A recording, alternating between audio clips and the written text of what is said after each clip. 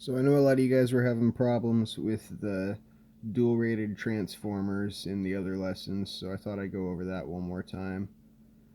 So whenever you have a slash rated transformer with slash rated voltage on the primary and or secondary, remember that you're always going to use the series connection of those two windings for the higher of the two voltages, and you're going to use the parallel connection for the lower of the two voltages. And that's true whether you are talking about the primary or the secondary side of the transformer. So, for instance, if this was a 240 or 480 volt down to 120 240 volt transformer, if you had 240 volts and you needed 120 volts, you would use this connection right here, the parallel, as that 240 is the lower of the two primary voltages, and the 120 is the lower of the two secondary rated voltages. And if you had 480 on the primary and you needed 240 out of the secondary, you would use the series connection here. If you had 240 if you had 480 on the primary and you needed 120 on the secondary, you would use this connection right here. And then connection 4 would actually just be a straight 240 to 240 isolation transformer. Now, you might be thinking, well, 1 and 2 are both just 2 to 1 transformers, so why couldn't I just use configuration 1 if I had 480 and needed to transform down to 240 volts? Well, you could do that, and it might work for a while. The problem is these coils, assuming this is a 240 480 volt rated primary, these coils are each only rated for 240 volts.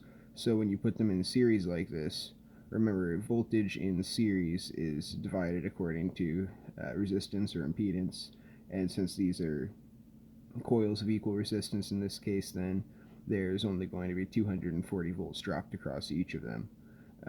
And then when you have 240 volts on the primary side, connecting them in parallel like this will also just put 240 volts across each of the primary coils.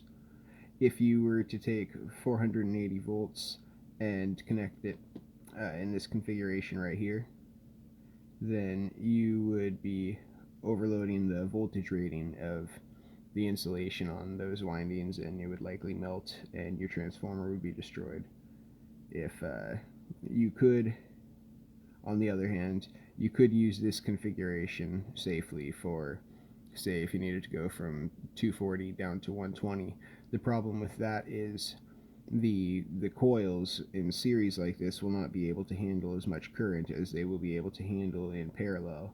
And so by using this configuration instead of this configuration, you're effectively cutting your transformer rating in half if you're trying to transform down from 240 to 120. So go over one of these questions here in the homework. And this is 224.2 worksheet. So question 2. Which connection diagram shown in figure 224.108 should be used where the supply circuit is from a 2-pole breaker and a 277 480 volt 3-phase 4-wire panel board? The load is expected to operate at 24 volts. The transformer is a 240 480 volt to 24 48 volt transformer.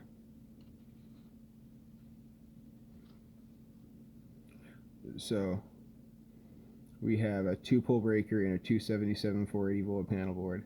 So that's going to be 480 volts. And remember, that's something you got to watch out for with these questions, is whether it's a 2-pole breaker or a 1-pole breaker, or it wouldn't apply in any of these particular questions, but if it's a 3-pole breaker as well. Because if you have a 277 480 volt panel, a 1-pole breaker is going to get you 277 volts, but a 2-pole breaker is going to get you 480 volts.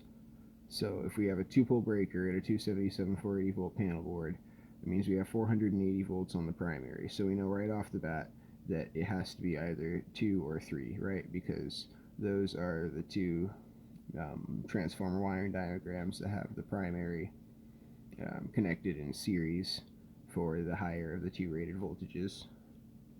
Um, like this says right here, this is the transformer is at 240, 480 volt, and we're feeding it with 480 volts, so we've got to use that series connection.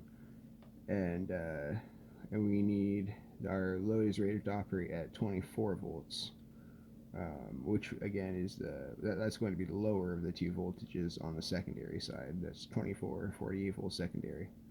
So that means we're going to need the parallel connection on the secondary side. So that's going to give us this one right here, series connection on the primary for 480, the higher of the two rated voltages, and then parallel connection on the secondary for 24 volts, the lower of the two rated voltages. Hopefully this helps.